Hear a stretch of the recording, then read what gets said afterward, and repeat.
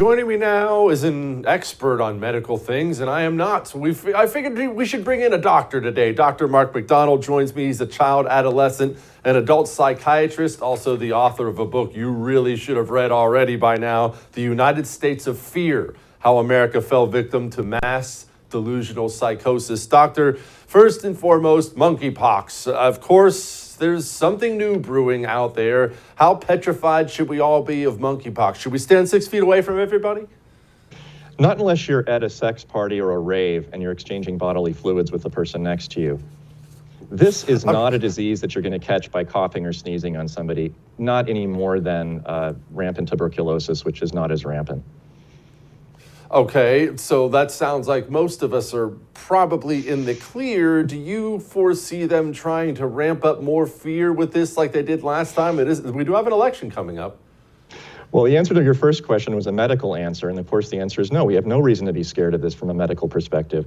But as you just said in your second question, which is really the major point here, of course we should be scared that we're going to be induced with fear and ordered to get more shots and stay home and wear masks, because that has been the modus operandus from the very beginning, as I explained in my book, United States of Fear, since spring of 2020. It's not the pox, it's not the virus, it's not the war in Ukraine. All of these are simply crisis management techniques that are used to distract our attention by the government away from real problems in the United States so that people can be scared. And when you're scared, you don't think, you don't criticize, you certainly don't speak out, and you don't vote the way that you normally would. We have a lot of elections brewing, so it's very, very important to try to keep the American people as distracted as possible by something that sounds even scarier than a Wuhan virus. I mean, monkeypox, it looks awful. Those shots you showed on the screen, it looks like Ebola. It looks like you're going to have sores and blood pouring out of your orifices. There's no reason to be scared of this from a medical perspective, but the psychology behind it is terrifying. And I am convinced, because of the last 2 years, that we are just going to hear more and more about this from all sources, media, government, and corporations, in order to try to keep people petrified so that they do not think and they do not actually think for themselves.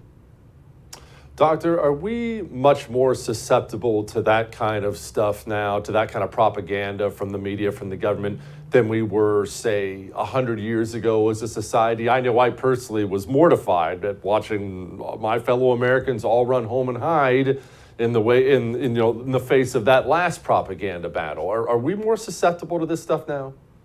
We're much more susceptible, and there's several reasons for it. One is the accessibility of media.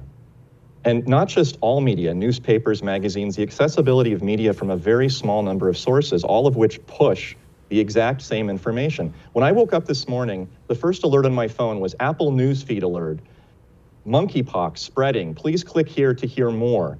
And you click the button, and it has this 60-minute long audio interview of somebody explaining why you should be afraid of monkeypox.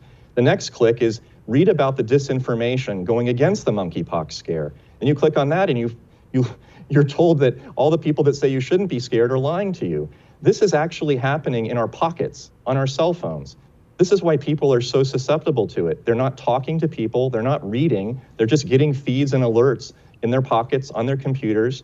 When they go to the workplace, everybody's watching the same thing. It's a single feed of fear and disinformation. We never had this possibility 20 or 30 years ago. Now we do. And unfortunately, there are some people that are taking advantage of it. And those people tend to be working hand in glove for their own power and their own money, and to gain more of both.